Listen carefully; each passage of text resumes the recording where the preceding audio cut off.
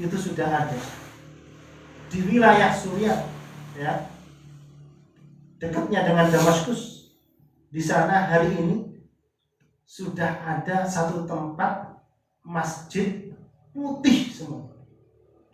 Itu terbuat dari batu kolam putih.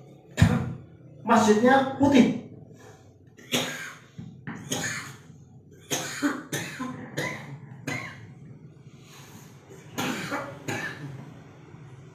Dan di situ ada menaranya, gitu kan? Menara putih. Hari ini sudah ada. Ya.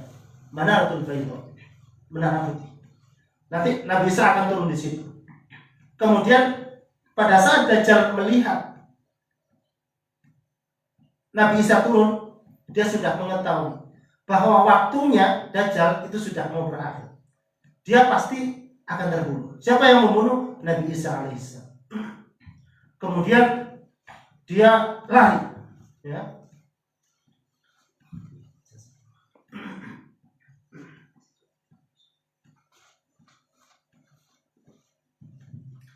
Dajjal lari. Larinya ini luar biasa, ya, seperti peluru yang ditembakkan. Begitu cepat, saking medini. Karena dia tahu waktunya sudah habis, ya. Dan dia lari ke wilayah Palestina, ya. Dia lari ke Palestina.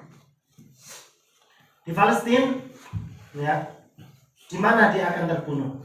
Disebutkan di situ adalah Bab Lut, ya. Dan hari ini di Palestina ada satu wilayah yang namanya Lut, ya. Satu desa Koryah, di situ Lut. Dan situlah nanti Dajjal akan dibunuh oleh Nabi Isa AS. Ya. Setelah terbunuhnya Dajjal, ya, satu fitnah yang luar biasa, ya, selesai, ya, karena sudah dibunuh oleh Nabi Isa AS. Nah, kemudian muncul fitnah berikutnya, ya.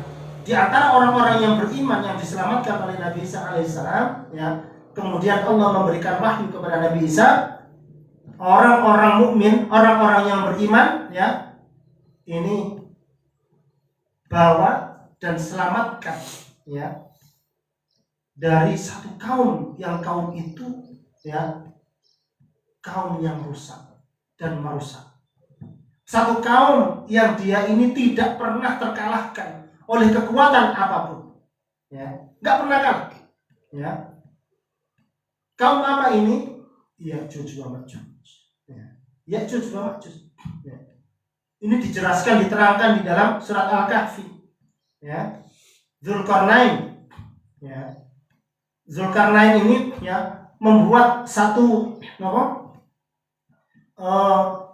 tembok, ya, tembok dari tembaga, ya, dan lain-lainnya, gitu kan, ada campuran-campurannya dibuat, ya, sehingga apa, gitu kan, Ya'juj wa Ma'juj ini nggak bisa keluar, ya, dengan kehendak Allah. Akan tetapi kaum ini, ya, terus berupaya bagaimana menghancurkan tembok tersebut, dan nanti ada saatnya, ada waktunya sesuai dengan kehendak Allah, ya, tembok itu akan hancur dan keluarlah satu kaum Ya'juj wa Ma'juj. Dia tidak pernah terkalahkan. Yang kemudian Nabi Isa alaihissalam bersama para orang-orang yang beriman, ya, diperintahkan oleh Allah untuk menuju puncaknya Gunung Tur, ya, Gunung Tur. Ya. Kemudian mereka naik ke atas. Kemudian sampai, ya, Ya'juj wa Ma'juj ini setiap wilayah yang dilaluinya itu dirusak. Memang merusak, gitu. Tidak ada yang bisa mengalahkan. Mereka membunuh terus, gitu kan, memerangi orang-orang yang ada. Terus kemudian Allah memberikan fitnah kepada Ya'juj wa Ma'juj, gitu kan. Dia mengatakan, qatilul ahlul ard, telah kami perangi ahlul ard, ya, saking nggak pernah kalahnya, gitu. Dia mengatakan, qatilul ahlul ard, telah kami bunuh kami perangi dan tidak ada yang bisa mengalahkan kami. Ahlul ard, semua orang yang berada di muka bumi. Kemudian dia mengatakan qadirul ahlus sama. Sekarang kami akan memerangi, gitu kan, siapa saja yang berada di langit, para malaikat dan semuanya yang ada di langit. Caranya bagaimana? Kemudian dia melakukan itu, anak panahnya diarahkan ke atas, dipanahkan ke atas. Kemudian oleh Allah diberikan fitnah, gitu kan. Fitnahnya apa gitu kan? Busur-busur anak panah itu, ya, kemudian dikembalikan ke bawah, itu ada darahnya. Gitu. Dia mengatakan, nah, kita sudah membunuh ahli sesat. Ini fitnah. Kemudian Nabi Isa alaihissalam dan para sahabatnya itu terkepung di Bukit Tur, ya. Sehingga di waktu itu, ya, sebuah kepala lembu lebih berharga daripada 100 dinar. Maksudnya apa? Terkepung, terisolir, sampai bahan makanan itu buat ngoten, gitu kan. Terkepung oleh Ya'juj wa Ma'juj. Kemudian lalu Nabi Isa dan para sahabatnya mengadu kepada Allah Subhanahu wa taala. Sehingga Allah mengutus ulat kecil di setiap pundak Ya'juj wa Ma'juj. Ya. Tadi satu kaum yang tidak pernah terkalahkan. Kemudian mereka sombong mengatakan qatilul ahlul ard wa qatilul ahlus sama. Telah kami kalahkan, kami bunuh, ya, orang-orang yang berada di muka bumi, dan kami bunuh, kami perangi, gitu, siapapun yang berada di langit. Kemudian Nabi Isa dan orang-orang beriman, ya, para sahabatnya, mereka berdoa terkait dengan nomor itu kejahatannya Ya'juj wa Ma'juj. Kemudian kondisi mereka yang kepepet. Kemudian Allah, ya, ingin menghinakan Ya'juj wa Ma'juj. Kalau dia itu mengalahkan seluruh ahlul ard, orang-orang kuat segala macam, siapa saja yang diperangi oleh Ya'juj wa Ma'juj, semuanya kalah. Akan tapi Allah, gitu kan, ingin menghinakan mereka dengan apa? Mengutus, ya, mengutus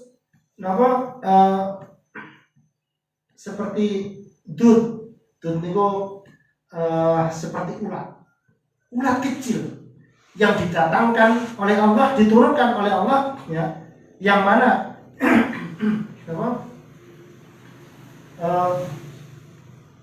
ulat itu yang akan membunuh Ya'juj wa Ma'juj. Ulat kecil di setiap pundak Ya'juj wa Ma'juj. Terus ulat itu moro-moro muncul dari pundak-pundak mereka, yang mana dengan ulat itu membunuh seluruh yang namanya Ya'juj wa Ma'juj. Kemudian mereka semua mati, ya, semua mati. Kemudian setelah mereka mati, kemudian Nabi Isa alaihissalam bersama para sahabatnya turun, ya, turun dari Bukit Tur, keluar dari bentengnya. Kemudian setiap sejengkal tanah dipenuhi bangkai dan bau busuk. Terus orang-orang Ya'juj wa Ma'juj itu saking katanya, gitu kan. Jadi sampai setiap jengkal itu wonten bangkai Ya'juj wa Ma'juj. Dan waktu itu dunia itu penuh dengan bangkai, bau busuk. Ya. Kemudian Nabi Isa alaihissalam, ya, kemudian berdoa kepada Allah, ya, terkait dengan kondisi waktu itu. Kemudian Allah Subhanahu wa taala mengutus burung-burung besar, ya, lehernya seperti leher onta, yang dia itu membawa bangkai-bangkai itu. Sehingga apa, gitu kan? Sehingga, ya, bangkai-bangkai itu bersih, ya. Jadi seluruh yang tadinya itu semua wilayah itu penuh dengan bangkai, kemudian dibersihkan oleh Allah, yang mana Allah mengutus burung-burung yang lehernya seperti leher onta, ya. Sehingga bumi bersih, ya, seperti batu yang licin, bersih begitu atas kehendak Allah Subhanahu wa taala. Kemudian tumbuhkan buah-buahan dan kembalikan berkah. Allah berfirman,